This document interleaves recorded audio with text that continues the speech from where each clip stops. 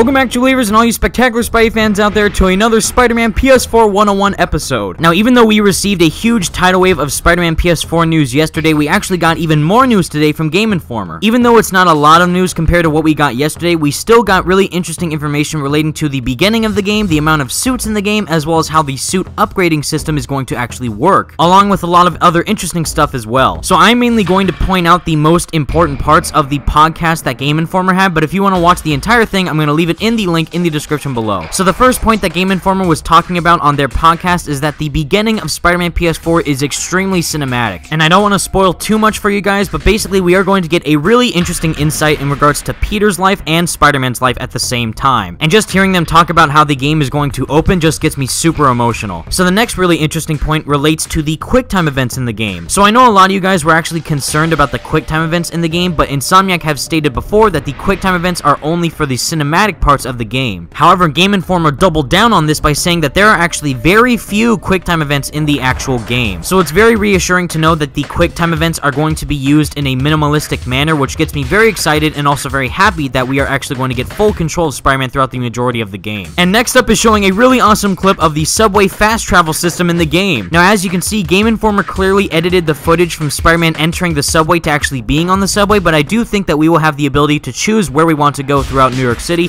by using the subway in a really cool way. And just seeing this clip itself is awesome. Now, moving on to the alternate suits of the game, we have confirmation that the abilities that each suit have can be swapped in a different way. So for example, we know that the Spider-Punk suit is going to have a guitar area of effect attack that you can use on enemies, while the classic suit is going to give you 4 times the damage. Now, say for example you like the classic suit more than the Spider-Punk suit, but you may like the guitar area of effect attack even more than the 4 times the damage. So it turns out you can actually swap these two abilities if you want to on the fly, and that goes for every single suit in the game. So say for example, if you want the Noir Spider-Man suit to have the Spider-Punk area of effect attack, you can. And that just shows the creative freedom that Insomniac has when making this game, and especially giving all the control to the players. Fully being able to make Spider-Man however you want when crafting your suit, as well as fully customizing the attacks and powers that each suit actually has, is awesome. And I can't wait to see its full potential in the game. And adding on to those suits, the amount that we actually have in the game is close to over 20. Now, during the podcast, the Game Informer guys were kind of going back and forth trying to decide exactly how many suits were in the game,